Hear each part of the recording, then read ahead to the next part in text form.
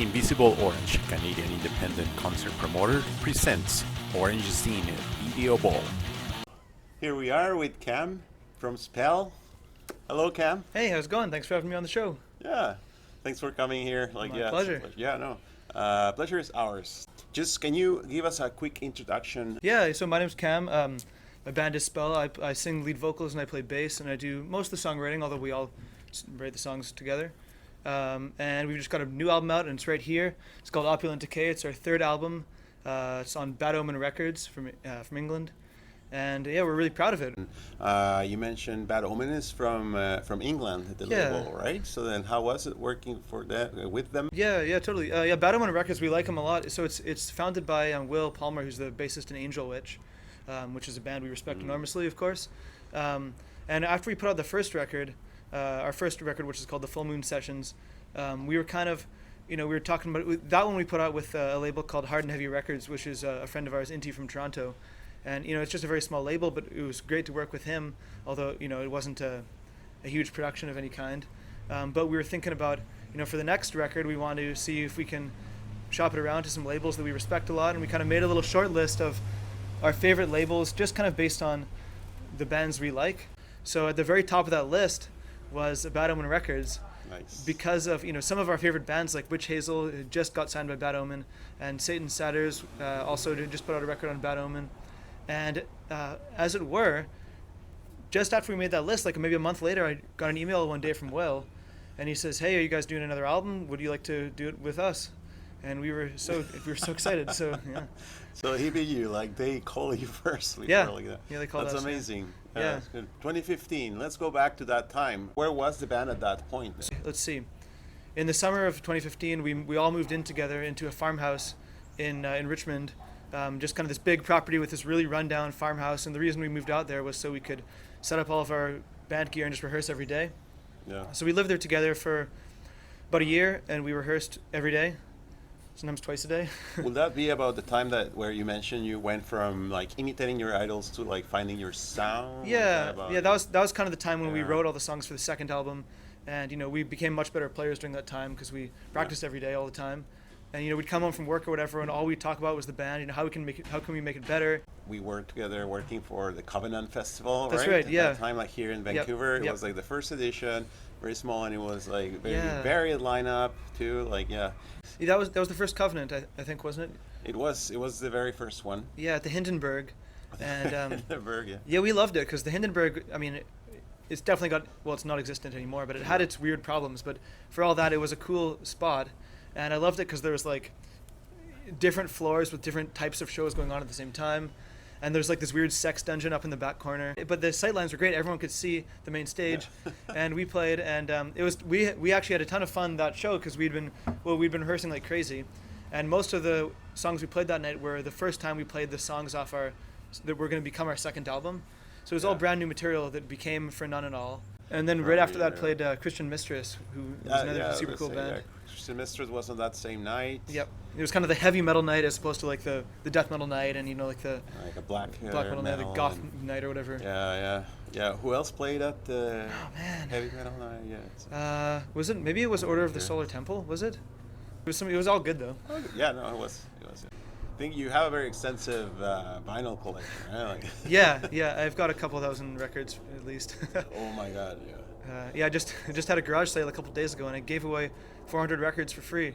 But I feel so much lighter now that that's like off of my chest and out of my tiny house.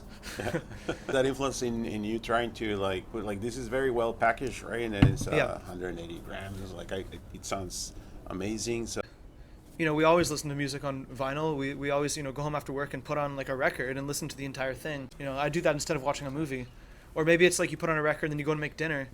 And as you're making dinner, you're just like listening and, I don't want to have to change the song every 3.5 minutes. Apart from Covenant, that was like, it wasn't like the first time that we worked together, but then we did like a few more shows probably, and then through Covenant or through Invisible Orange. Yep. And one of the most recent ones then will be the R.I.P. show. Yeah. But that was at Pub 340 with R.I.P. and with Sandstorm. R.I.P. Pop 340. Yeah, That's, yeah, doesn't exist anymore. yeah. No kidding. Yeah. R.I.P. And, Yeah. but yeah, Sandstorm. Yeah, like those guys are amazing. Oh, they're Yeah. fantastic. And of course, as we know, 2/3 of the band moved out of Vancouver. Unfortunately, had to go back to Sweden. But I've heard that they, well, actually, I know they're working on an album, but I know they're also about to put out a 7-inch split with our friends Time Rift from Portland. I don't know what that split's going to be called, but I know it's coming down the pipe real fast. So, yeah, Sandstorm and Time Rift. Be sure to check that out.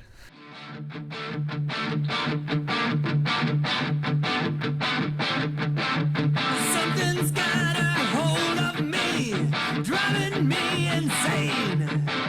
We're living in the shadows of endless pain. I know my days are numbered. I know that death is near. But still I go out fighting 'cause I have no fear.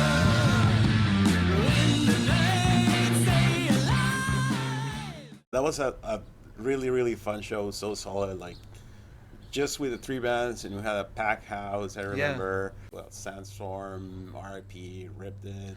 Yeah, and R.I.P. I should say they've also got a brand new album. I think the single came out today, and I think it's called Dead End. Yeah, yeah. And White yeah, cover. it's got like the gimp mask, and Yeah. oh man, Fuzz looks like a fucking maniac on that, as he always is, a lunatic in the best possible way. And that show, actually, that was the first show when we debuted the songs from this album, Opulent Decay. So we played those for the first time. What plans does Spell have for the future? Then? During this weird time, I've had a little more time on my hands than I have had in previous years, because I'm one of those guys who always kind of takes on too many projects. But I've learned that I can actually write songs a lot faster if I have a little more time. So, I mean, I've been sitting around at home playing guitar, and I've got like 2/3 of the next album written.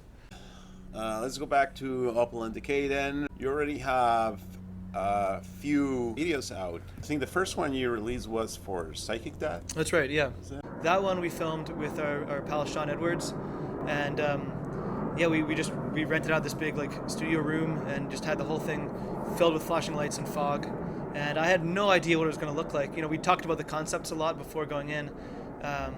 We kind of talked about making it look a little bit stylistically like that movie The Lighthouse, just with kind of like the stark, black and white and everything. It is black and white.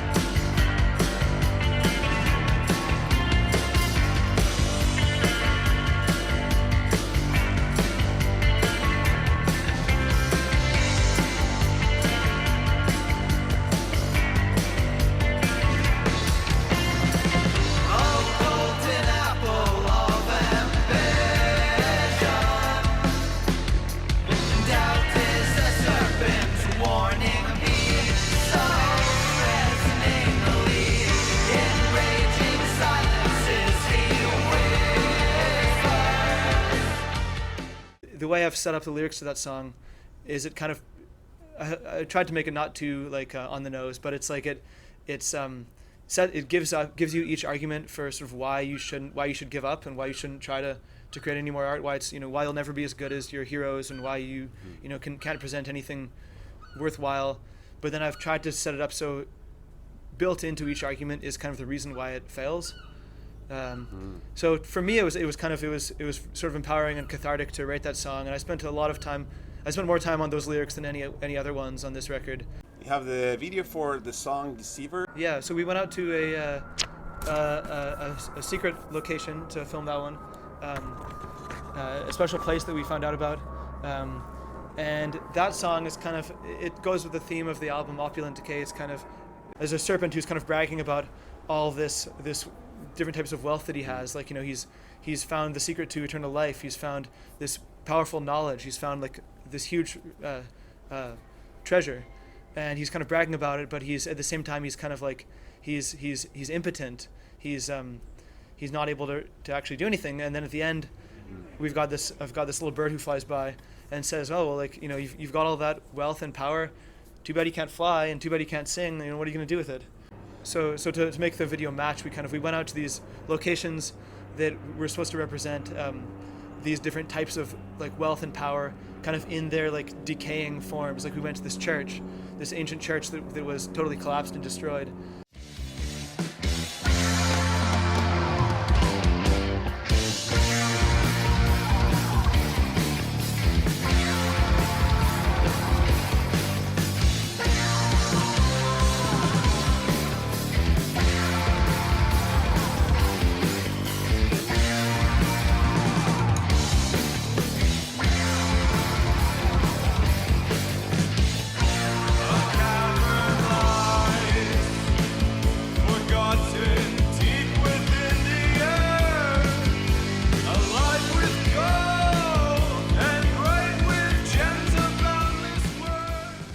You work in that one with Max, or was it? Yeah, that one was with our friend Max Montesi, brother of Seb from Covenant. Covenant, yeah. Yep.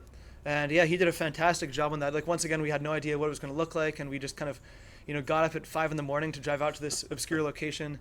And Dawn Wonder will be the newest video you have. Yeah, that's the newest video. Yep. Yeah. Yeah, that one was also done by Max.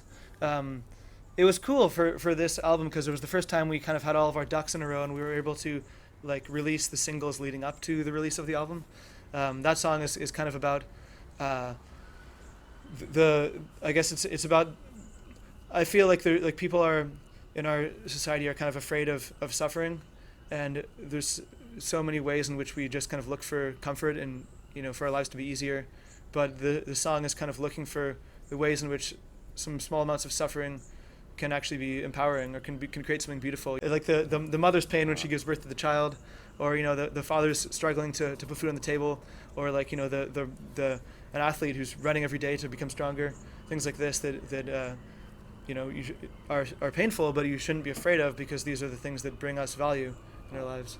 Anything else you want to add or tell the audience? Like I'm hoping that in this time, at least, that people can kind of focus a little bit more internally and maybe create a little bit of their own art, or maybe collaborate with their friends. And if there was a silver lining from this, I would love it to be that people could focus more on community with where they are. Well, thank you very much, Cam. Thanks so much for having me on the show. Yeah, It's been a pleasure. It was amazing. Yeah. So now here's Spell with Dawn Wonder.